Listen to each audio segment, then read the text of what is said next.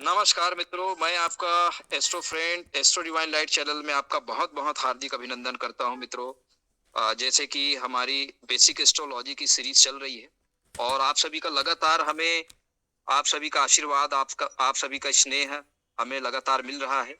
आपकी इसी स्नेह और आशीर्वाद जो है हमें प्रेरणा प्रदान करते हैं और निश्चित रूप से आप सभी का जो हमारे वीडियो के प्रति जो एप्रिसिएशन है, वो लगातार हमें प्राप्त हो रहे हैं और इसी प्रेरणा इसी को हम अपना प्रेरणा स्रोत मान करके लगातार एक नए-नए टॉपिक के साथ आपके सामने हम उपस्थित होते हैं।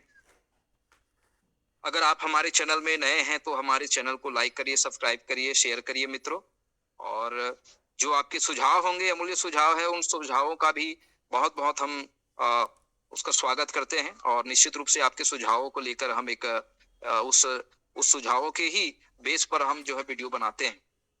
यदि आपको कोई टॉपिक पर वीडियो बनाना है, यदि किसी टॉपिक विशेष पर आपको कोई जानकारी प्राप्त करना है, तो ज़रूर हमें सजेस्ट करिएगा। आपके उस टॉपिक को ज़रूर हम इस वीडियो में लाएँगे। आपकी उन समस्याओं के समाधान हेतु ज़रूर हम सेशन में उसकी चर्चा करेंगे। तो चलिए आज हमारा उम, जो सेशन है, हम एक रेमेडियल सेशन हम बना रहे हैं।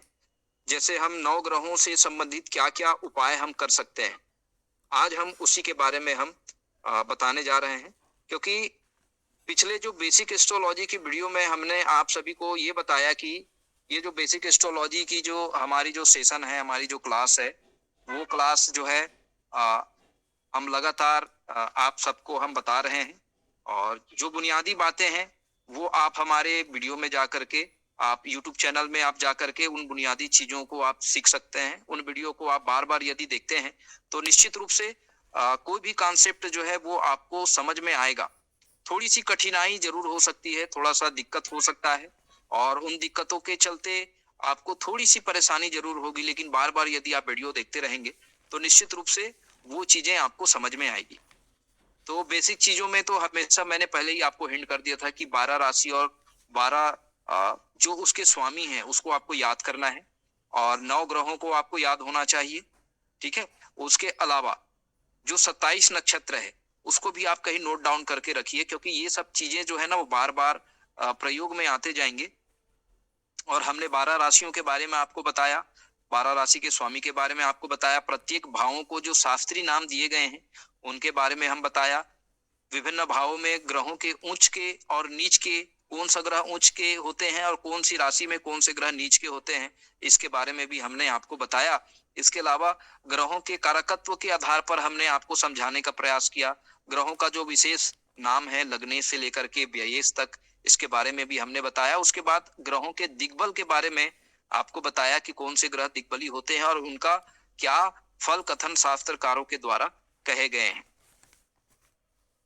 तो इन सब चीजों को देखो, हमारा वीडियो बनाने का मोटिव है कि ग्रहों को अध्यात्म से जोड़ के कैसे हम लोगों के सामने बड़े ही सरल और सहज ढंग से प्रस्तुत करने का प्रयास लगभग हमारा रहता है क्योंकि हमने एस्ट्रोलॉजी को अध्यात्म से जोड़ने का हम ये लगातार सतत रूप से प्रयास करते हैं कि किस तरह से अ, ग्रहों का संबंध जो है वो स्पिरिचुअलिटी से, तो इसको ज्यादा फोकस करने का हम प्रयास करते हैं क्योंकि इस जीवन का उद्देश्य ही अध्यात्म की प्राप्ति होती है और निश्चित रूप से हम सभी का उद्देश्य भी है उस अध्यात्म को प्राप्त करना क्योंकि अध्यात्म ही जो है हमारे इस आत्मा का जो है वो उद्देश्य है।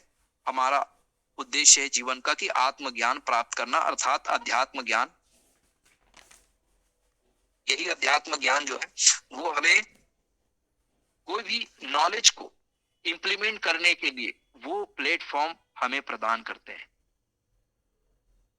तो आज की क्लास में हम एक बहुत ही बुनियादी चीज के बारे में हम आपसे चर्चा करेंगे, हमारे शरीर के 7 चक्रों के बारे में।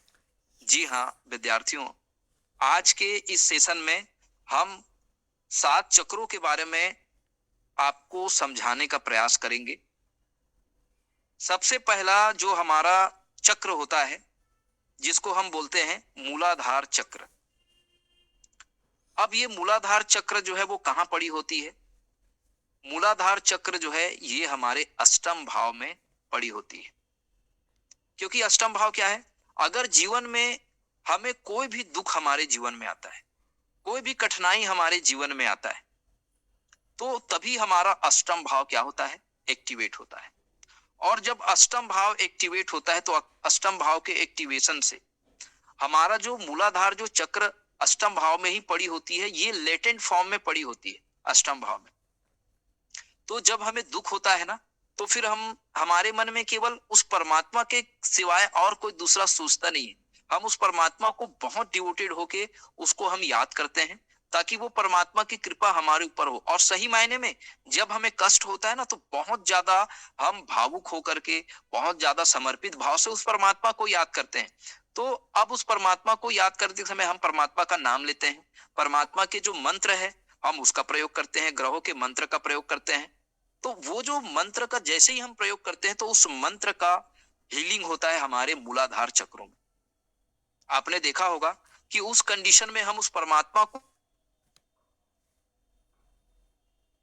तो जब ऐसा कंडीशन जब हमारे जीवन में जब निर्मित होता है, तो वो परमात्मा क्या करते हैं? वो परमात्मा जो होते हैं उनकी कृपा से, उनकी जो ज्ञान से, उनके एक तरह का कृपा ही इसको हम कहना चाहिए कि उनकी कृपा से हमारा जो अज्ञानता रूपी जो अंधकार है, उस अंधकार को दूर करके जो हमारा उलझा हुआ रहता है, मूलाधार चक्र जो है आसानी से नहीं खुलता मित्रों। ये मूलाधार चक्र को खोलने के लिए हमको बहुत सारे यत्न करने पड़ते हैं, बहुत बड़ी साधना हमको करनी पड़ती है। और जब तक हमारी ये साधना कंप्लीट नहीं होती, तब तक वहां पर हीलिंग पैदा नहीं होता। जब हम भक्ति करते हैं ना, बहुत ज्यादा हम डिवोटेड होके भक्ति करते हैं, तो हमारे अंदर हीलिंग होता है। परमात्मा से जब हम कनेक्ट होते हैं, या कोई आत्मा जब हमसे कनेक्ट होती है, तो हमको ऐसा लगता है कि हम एकदम से बहुत ज्यादा मतलब झिझक जाते हैं। मतलब कोई चीज, कोई आत्मा जब हमसे कनेक्ट होती है, तो हम कंपित हो जाते हैं। तो ये फीलिंग होता है। तो वो जो फीलिंग है, सेम फीलिंग जो है, जब कोई विश्व शक्ति जब हमसे कनेक्ट होती है, तो सबसे पहला जो काम होता है हमारा मूलाधार चक्र। तो मूलाधार चक्र का जो एक्टिवेशन है, उसको आप कैसे पहचानोगे? तो मूलाधार चक्र का जब एक्टिवेशन होगा, तो आपको आपके अंदर में ऐसा परिवर्तन होगा, आपके मन में जो है किसी चीज को बहुत ज्यादा गहराई से एनालिसिस करने की आपके अंदर जो है वो कैपेबिलिटी पैदा हो जाएगी।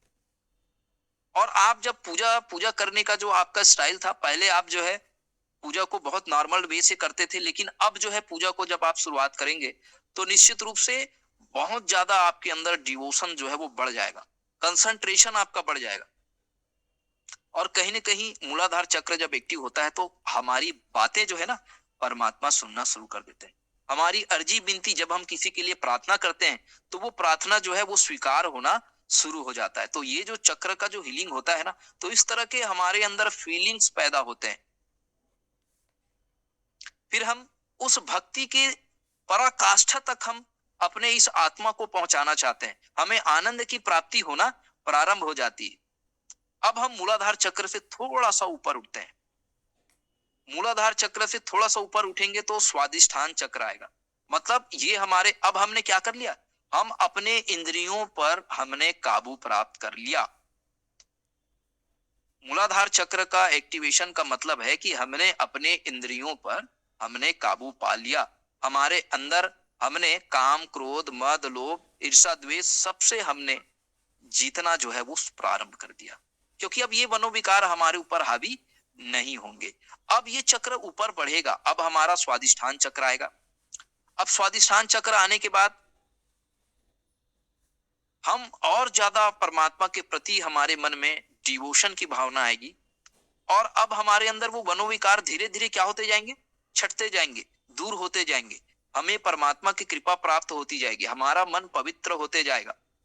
अब ये जो स्वादिष्ठान चक्र होता है मित्रों, ये हमारा कुंडली का 7वां भाव।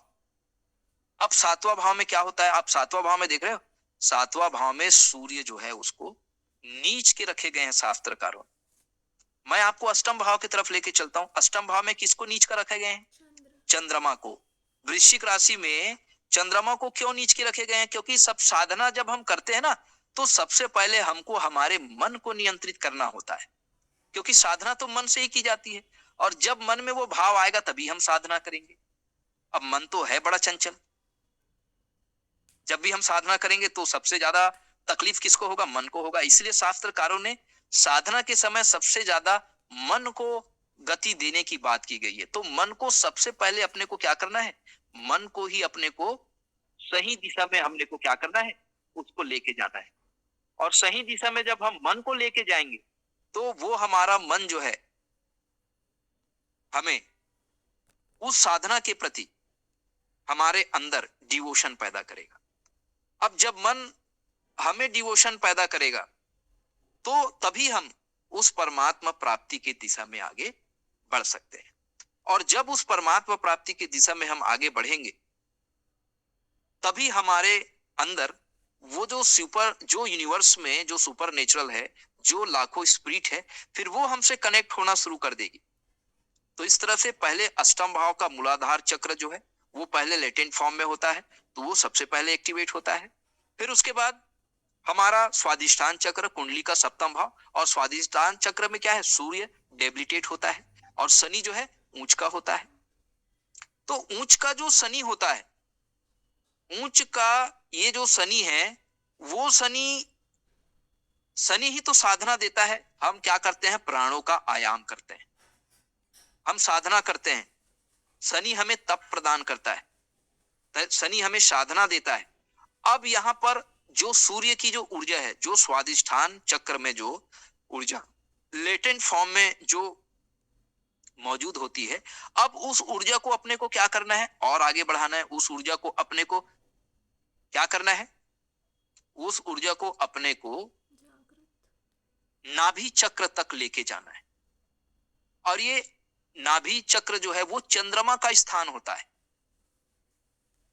अब ये नाभि चक्र तक उसको हमको लेके जाना है, मतलब हमें और साधना करना है, ठीक है। और उस साधना को, उस जो हमारा जो चक्र है, जो स्वाधिष्ठान चक्र में पड़ा हुआ है, जो डेबिलिटेट जो सन है, क्योंकि सूर्य क्या है? सूर्य ज्ञान का कारक है और हमें ज्ञान प्राप्ति के लिए क्या करना है? साधना करना है। क्योंकि सूर्य यहाँ पर नीच का है और सूर्य को हमको कहां तक पहुंचाना है? सूर्य को हमको उस स्वादिष्ठान चक्र में जो पड़ी हुई जो एनर्जी है, जो लेटेंट फॉर्म में है, उस एनर्जी को अपन को क्या कहां पहुंचाना है? अपने को आज्ञा चक्र तक पहुंचाना है, अपने को मस्तिष्क तक पहुंचाना है, अपने को कुंडली के प्रथम भाव तक पहुंचाना है, जहां पर सूर्य कैसा होता है? जहां पर सूर्य एक्सॉल्टेड होता है, जहां पर सूर्य की मैक्सिमम एनर्जी जो है वो क्या होती है? क्रिएट होती है। तो उस मैक्सिमम एनर्जी को प्राप्त करने के लिए हमें इस आत्मा रूपी जो ये माध्यम है, उस माध्यम को ही हमको क्या करना है? आगे जर्नी करना है। उस माध्यम को अब स्वादिष्ठान चक्र जो है वो नाभि चक्र में जो लेटेंट फॉर्म में जो एनर्जी होती है वो नाभि चक्र में आ गया। अब नाभि चक्र में आने के बाद ये जो एनर्जी है, जैसे ही हमारा चंद्रमा वाला जो चक्र जो है, नाभि में जो हमारा चंद्रमा विद्यमान होता है, वो चक्र जैसे ही एक्टिवेट होता है, हमारे अंदर सेवा भाव पैदा होता है। हमारा मन जो है वो क्या होता है? पवित्र होता है। क्योंकि अब यहाँ पर मन की पवित्रता इसलिए आवश्यक है मित्रों, क्योंकि जब तक हमारा मन में अगर एक भी मनोविकार यदि शेष हुआ तो हम साधना के क्षेत्र में आगे उन्नति नहीं कर सकते। तो साधना के क्षेत्र में उन्नति करने के लिए हमें क्या करना होगा? साधना के क्षेत्र में उन्नति करने के लिए हमें अपना जो नाभि चक्र है उसको हमको एक्टिवेट करना हो। और नाभि चक्र में ये जो लेटेंट फॉर्म में जो एनर्जी है उसको हमको क्या करना है? एक्टिवेट करना है, उसको जागृत करना है। और जब जागृत हो जाता है तब हम पहुंचते हैं सोलर फ्लेक्सेस, जिसको हम बोलते हैं हृदय चक्र। ये हमारा चौथे नंबर का चक्र है। यकीन मानिए, जिसका हृदय चक्र जागृत हो गया, जिसका मन और आत्मा दोनों पवित्र हो गया, जिनके मन में सारे मनोविकार जो है वो छट गए, सारे मनोविकार दूर हो गए, तो ऐसे ही आत्मा के अंदर ही उस परमात्मा की दिव्य कृपा होना शुरू हो जाती है। अब जिसका सोलर फ्लेक्सेस, जिसका हृदय चक्र जागृत हो जाए, ऐसा व्यक्ति सामान्य नहीं रह जाता, क्योंकि जिसके हृदय में, जिसके आत्मा में परमात्मा का विराजमान हो जाए, वो साधारण इंसान नहीं हो पाता। परमात्मा ने उसके शरीर को एक माध्यम चुन लिया है, क्योंकि दुनिया में एक अपना मैसेंजर के रूप में उसको प्रस्तुत कर दिया है, ताकि वो अपना ये जो मैसेज है, जो वो दुनिया के लिए जो देना चाहते हैं, जो करना चाहते हैं, वो दुनिया को वो दे सके। जो वो दुनिया के लिए चाहते हैं या जो हासिल करना चाहते हैं, उसको वो विश्व शक्ति जो है, उसकी जो इच्छाएं हैं, उसको वो पूरी कर सके। तो ऐसा जो जातक है जिसका हृदय चक्र जागृत हो जाए, वो केवल लुटाता जाता है, लुटाता जाता है। उसके पास केवल देने ही का ही ज्ञान होता है, चाहे वो देने का कोई दान होता है, चाहे वो अपना सर्वस्व जो है वो किसी को सौंप दे। जैसे हम देखते हैं ना कि कोई अपना जीवन भर की पूंजी जो है वो किसी मंदिर में कोई ट्रस्ट को दान कर दिया, किसी के भलाई के लिए कोई एनजीओ को दान कर दिया। तो इस तरह से जो देने की जो भाव होती है, प्रेम की जो भाव होता है, वो हमारा हृदय चक्र जागृत होने के बाद होता है। जब हमारा हृदय चक्र जागृत हो जाए, तो हमारे अंदर केवल देने का भाव होगा। हमारे अंदर तमाम प्रकार के जो मनोविकार है, वो सारे मनोविकार जो है वो क्या हो जाते हैं, समाप्त हो जाते हैं। और ये मनोविकार जैसे ही समाप्त होता है, हमारे अंदर वो देवत्व का भाव जो है वो पैदा हो जाता है। और इसी देवत्व के भाव से हम दुनिया को ज्ञान देना शुरू कर देते हैं, क्योंकि वो परमात्मा चाहती है। क्योंकि देखो, पता नहीं हमारे अंदर वो विचार कहां से आते हैं, ये कोई नहीं जानता। क्योंकि जो भी आज तक बड़े बड़े प्रवचन करता हुए हैं, वो भी नहीं समझ पाते कि उनके अंदर जो उसके आत्मा में कौन परमात्मा बैठा हुआ है और कहां से ज्ञान आ रहा है। क्योंकि वो जब भी बोलते हैं, वो सारा उनके जो शब्द जो है ना, परमात्मा के होते हैं। वो उन्हीं के ही निर्देशानुसार कोई भी कथन का वो क्या करते हैं, व्याख्यान करते हैं। तो निसंदेह तो उनका हृदय चक्र जो है वो जागृत होता है। और हृदय चक्र जागृत होने से वो लोगों की सेवा करता है, लोगों की भला करता है। निस्वार्थ भाव से वो लोगों की क्या करता है, सेवा करता है। और इसी लोगों की सेवा के कारण उनको जो है वो पूरी तरह से क्या प्राप्त होता है, ज्ञान प्राप्त होता है। उस सेवा से उनको मान सम्मान, पद प्रतिष्ठा इत्यादि जो है वो प्राप्त होता है। तो उसके बाद जो है वो आगे, हृदय चक्र के बाद हमारा जो थॉट साइकिल होता है ना, जो हमारे गले पे कंठ के स्थान पर जो चक्र होते हैं, ललना चक्र जिसको हम कहते हैं। तो जैसे हृदय चक्र जागृत होता है, उसके बाद ललना चक्र जागृत होता है। ये हमारे वाणी को रिप्रेजेंट करता है। अर्थात अब व्यक्ति उस अवस्था में पहुंच गया है कि जो भी वो अपने वाणी से जो भी वो बोल दे, ठीक है, तो उसका असर जो है वो लोगों पर पड़ता है। तो उनकी वाणी में अब शक्ति पैदा हो जाता है, उसको वाक शक्ति पैदा हो जाता है। वो जो बोल देते हैं ना, वो सत्य हो जाता है। और सारा कायनात उसके उसी सत्य को पूरा करने में लग जाते हैं, है ना। तो ऐसे दिव्य साधक आप देखे होंगे, नागा संप्रदाय के जो जो 13 अखाड़ा के जो नागा साधु होते हैं, तो उनकी वाणी जो है वो अमिट होती है। और जो साधक होते हैं जिनका ललना चक्र जो है एक्टिवेट हो जाता है, वो जो बोलते हैं वो सत्य हो जाता है। तो ऐसी शक्तियां जो है, विश्व शक्तियां उनसे कनेक्ट होती है और उनके वाणी में विराजित हो जाती है। और वो जो बोलते हैं वो सही हो जाते हैं। इसलिए हम क्या करते हैं, जैसे हम बड़े बड़े साधु संत के जब हम करीब में बैठते हैं, तो हमें मानसिक शांति का एहसास होता है। उनका साथ छोड़ने का मन नहीं करता, क्योंकि हमारी जो आत्मा होती है ना, उसको परम शांति का अनुभव होता है। क्योंकि उसके अंदर परमात्मा तत्व होते हैं। वो परम शांति के वो स्रोत बन जाते हैं, जिनके सानिध्य में हमको बैठने से परम शांति और परम आनंद की अनुभूति होती है। तो ये हमारा जो ललना चक्र होता है, और हमारी वाणी जो है बहुत मधुर हो जाती है। हमारा वाणी जो है उसमें प्रभावशीलता पैदा हो जाता है। और हम वाणी से जुड़कर जब हम कोई कार्य करते हैं, हमारे वाणी में प्रभावशीलता है। और हम जब कोई मंच में बोलते हैं, तो वो पूरा मंच जो है वो बंध जाता है। तो ये प्रभावशीलता जो है वो हमारे ललना चक्र के जागृत होने से हमें ये अनुभव जो है वो प्राप्त होते हैं। फिर उसके बाद हम आगे बढ़ते हैं। तो आगे जब आज्ञा चक्र जी स्थान पे जब हम आते हैं, तो आज्ञा चक्र जो है वो हमारा सिक्स सेंस जो जिसको हम बोलते हैं ना, तो जब आज्ञा चक्र जब एक्टिव होना शुरू हो जाता है ना, तो हमारा सिक्स सेंस जो है वो क्या हो जाते हैं, एक्टिव हो जाते हैं। हमें भविष्य का आभास हो जाता है। हमारे साथ कोई भी घटना घटित होने वाला होता है, उसका हमें पहले आभास हो जाता है और आभास होने के बाद वो घटना चक्र के बारे में हम जानकारी प्राप्त कर लेते हैं। हम किसी व्यक्ति के अंदर की बात हम जान पाते हैं, तो ये हमारा आज्ञा चक्र जो एक्टिवेट होता है, जिसको हम थर्ड आई कहते हैं। तो तीसरे नेत्र से हम भविष्य की घटनाओं का अंदाजा कर सकते हैं। जितने भी ऋषि मुनि हुए हैं, जितना देव तत्व हुए हैं, ये देव तत्व जो है उन अपने तीसरे नेत्रों से ही वो भूत भविष्य और वर्तमान को देख पाते हैं। भगवान शिव जी जो हमेशा ध्यान मुद्रा में रहते हैं, भगवान कृष्ण जी को भी आप देखते हो, वो हमेशा ध्यान मुद्रा में रहते हैं, क्योंकि इसी ज्ञान के सहारे, इसी दिव्य ज्ञान, इसी उसके तीसरे नेत्र के सहारे जो है वो सारे विश्व का क्या करते हैं, भ्रमण करते हैं, सारे विश्व का ज्ञान रखते हैं। तो भगवान शिव जी तो साक्षात तीसरे नेत्र के रूप में उसको प्रत्यक्ष रूप से दिखाया गया है। वो तीसरा नेत्र वही है जो हमारे आज्ञा चक्र, आज्ञा चक्र जब हमारा जागृत होता है तो तीसरा नेत्र जो होता है वो वही तीसरा नेत्र है जो हमें भूत भविष्य की जानकारी या घटनाओं का पूर्वाभास हमें कराता है। और जब पूर्वाभास करते हैं हम और साधना को जब हम बढ़ाते हैं, तो हमारे अंदर का जो सूक्ष्म जो प्राण तत्व होता है वो हमारे सहस्त्रार चक्र से निकल जाता है। ठीक है, जैसे स्वामी विवेकानंद जी के साथ हुआ था। जब विवेकानंद जी के जो अंतिम जो दिवस था, वो साधना में बैठे और अपने शिष्यों से कह दिए थे कि मुझे कोई यहाँ पर डिस्टर्ब ना करे। तो इसलिए वो स्वामी विवेकानंद जी ने क्या किया, उन्होंने अपने सहस्त्रार चक्र को जागृत किया और उनका जो सूक्ष्म तत्व था, वो सूक्ष्म तत्व जो है वो पंच तत्व में विलीन हो गए, वो ब्रह्मांड में चले गए। उनके अंदर का जो आत्मा है वो यहाँ से, जिनका सहस्त्रार चक्र जागृत होगा वो इस दुनिया में नहीं रह सकता, वो सूक्ष्म तत्व बन जाएंगे और वो सूक्ष्म तत्व बन के वो ब्रह्मांड में विचरण करेंगे। वो ब्रह्मांड में उस वैकुंठ के परम आनंद और परम शांति को वो अनुभूत करेंगे, फिर तो वो शरीर में नहीं आएगा। इसलिए इसे ही हम मोक्ष कहते हैं।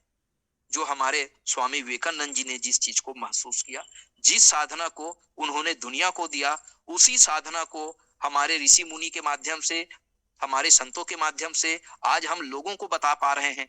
और लोगों को जो अपने साधना में जो अनुभूति करते हैं, वो इसी ज्ञान का, इसी मार्ग का वो अनुसरण करते हैं।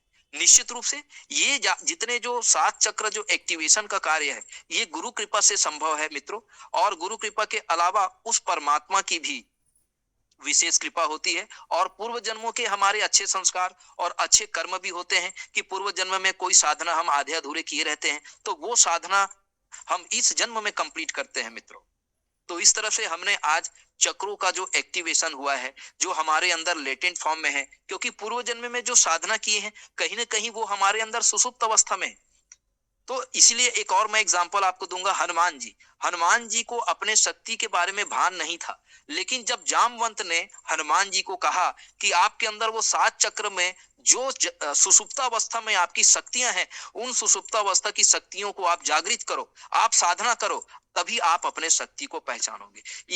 इसी प्रकार से ये हमारे लिए भी लागू होता है कि वो सारे सप्त चक्र के रूप में वो सप्त शक्ति हमारे अंदर भी डिकोडेड है, बस उसको कोडेड है, उसको डी कोड करने की जरूरत है। उस शक्ति को हमको उजागर करने की जरूरत है। उस शक्ति को हमें उस परमात्मा की कृपा से उस शक्ति को हमको जागृत करने की जरूरत है, आवश्यकता है मित्रों। तो इस तरह से हम उन चक्रों को जागृत करके हम अपने जीवन को सफल बना सकते हैं। यदि हमारा ये प्रयास आपको पसंद आता है मित्रों, हमारे चैनल को लाइक करिए, सब्सक्राइब करिए, शेयर करिए, और जरूर इस जो शास्त्रोचित जो ज्ञान है, जो ऋषि मुनि हमें जो ज्ञान देना चाहते हैं, इन ज्ञान को आप अपने आत्मीय जनों तक जरूर पहुंचाइए, ताकि इस ज्ञान के प्रकाश से वो अपने जीवन की अज्ञानता रूपी अंधकार को दूर करके वो अपना भला करे। अपना ही नहीं बल्कि वो जिस परिवेश में रहते हैं, जिस समाज में रहते हैं, उनके लिए वो भलाई का काम कर सके, सेवा का काम कर सके। तभी हमारा ये महायज्ञ जो है वो सफल होगा। और आप सभी से भी हम हाथ जोड़ के निवेदन करते हैं कि इस महायज्ञ में आप भी अपनी थोड़ी सी सहभागिता दीजिए, थोड़ी सी आप अपनी आहुतियां दीजिए, ताकि ये समाज, ये देश और ये संसार को जीने का एक नया थॉट प्रोसेस मिले। और आप सबकी सहभागिता अपेक्षित है, और इस तरह से आप अपना सहयोग, अपना आशीर्वाद हमें प्रदान कर रहे हैं। हमें बहुत खुशी हो रही है, बहुत आनंदित हम को महसूस हो रहा है कि आप हमारे चैनल को अपना अमूल्य समय प्रदान करते हैं और इस चैनल को आप सफल बनाते हैं। इसी तरह से आप अपना आशीर्वाद बनाए रखिएगा। आपके कोई सुझाव है तो जरूर हमें बताइए। यदि आप अपने कुंडली के माध्यम से यदि आप अपने सब चक्र की स्थिति को यदि आप जानना चाहते हैं, उस साधना को आप जानना चाहते हैं, तो जरूर आप अपना कुंडली हमारे दिए गए डिस्क्रिप्शन बॉक्स में जाकर आप एनालिसिस कर सकते हैं। आपने अपना कीमती समय हमें दिया, आपका बहुत बहुत आभार, बहुत बहुत धन्यवाद। फिर से एक नए उत्साह, एक नए उमंग के साथ, नए टॉपिक के साथ आप सबके साथ फिर से हम एक नए विषय को लेकर के उपस्थित होंगे। तब तक के लिए इजाजत दीजिए। नमस्कार। सर क्वेश्चन है। Yes sir. जी जी जी जी, पूछिए। सर एक तो यही था कि कुंडली से चक्र की स्थिति कैसे पता चलेगी। जी जी, मैंने अभी बताया, जो हमारा मूलाधार चक्र है वो कुंडली के अष्टम भाव, ठीक है। ठीक है। स्वाधिष्ठान चक्र को कुंडली के सप्तम भाव से भाव आप में। उसको इंडिकेट करेंगे। ठीक है। फिर पंचम भाव से आप सोलर चक्र, सॉरी, जो हमारा नाभि चक्र, जी। चतुर्थ भाव से हमारा सोलर चक्र। उसके बाद जो हमारा कंठ का चक्र है वो तृतीय भाव से और द्वितीय भाव से। फिर आज्ञा चक्र आपका लगन भाव से। फिर सहस्त्रार चक्र को भी लगन भाव से ही आप उसको दोनों। आप एनालिसिस करोगे, उसका प्रिडिक्शन करोगे। और भी हम लंबा इस टॉपिक पे हम चर्चा करेंगे कि किस तरीके से इन चक्रों का संबंध इस विशेष भावों से ही क्यों है। इसके बारे में एक और हम क्लास आपसे चर्चा करेंगे, क्योंकि क्लास बहुत लंबी हो जाएगी। इसलिए फिर भी यदि आपके मन में किसी प्रकार का और कोई समस्या है तो आप उसको पूछिए। सर एक क्वेश्चन और था कि ये जो चक्रों का जागरण है ये सीक्वेंशियल होगा, मतलब एक सीक्वेंस में ही चलेगा या कभी ऐसा हो सकता है कि किसी का। एग्जैक्टली, जैसे किसी का मान लो डायरेक्ट सोलर प्लेक्सस एक्टिवेट हो गया, हो सकता है। लेकिन क्या है, सिस्टमेटिक क्या है, मूलाधार चक्र जागृत होना इतना आसान नहीं है, जी। क्योंकि इसके लिए बहुत बड़ी साधना की जरूरत है। हमें ब्रह्मचर्य का पालन करना होगा, जी। हमें मंत्रों पे काम करना होगा, हम्म। क्योंकि वो भी हमको जज करता है ना। अगर हम हमारे चक्र हीलिंग का जो संबंध है ना, वो विश्व शक्तियों से है भाई, क्योंकि वो भी तो जज करेगी ना हमारे अंदर क्या वो कैपेबिलिटी है, क्या उन शक्तियों को हम अपने अंदर, क्या हम उसको स्थित कर धारण सकते कर हैं, पाएंगे कि क्या नहीं। उसके लिए हम पात्र बन सकते हैं। जी। तो वो भी तो जज करेगी, तो वो परीक्षा लेगी। यही घड़ी है परीक्षा का। तो उस परीक्षा को जैसे ही हम पास करेंगे तभी हमारा मूलाधार चक्र एक्टिवेट होगा। ठीक है और सर। बाकी हमारे कर्म है। यदि हमारे कर्म अच्छा है, हम अच्छे कर्म है, शुरू से हमारे अंदर अच्छे संस्कार है, हम उस परमात्मा की भक्ति करते हैं, निरंतर रूप से हम वैदिक मंत्रों को उच्चारण करते हैं, तो कभी भी हमारा चक्र जो है वो जागृत हो सकता है। क्योंकि परमात्मा कब किस पर कृपा कर दे ये कोई नहीं जानता। क्योंकि ये चक्र वाला जो सिस्टम है वो परमात्मा की कृपा है, और गुरु भक्ति और गुरु कृपा। गुरु चाहे तो हमारे चक्रों को वो हीलिंग कर सकते हैं। तो गुरु कृपा का भी होना परम आवश्यक है। जी। धन्यवाद सर। चलिए चलिए, आप सभी को बहुत बहुत आशीर्वाद, और परमात्मा आप सभी के ऊपर बहुत बहुत कृपा करे। आप स्वस्थ रहे, आप खुश रहे, परमात्मा आपकी मनोकामना पूरी करे। इसी शुभ और मंगल कामनाओं के साथ हमें इजाजत दीजिए। नमस्कार। प्रणाम सर।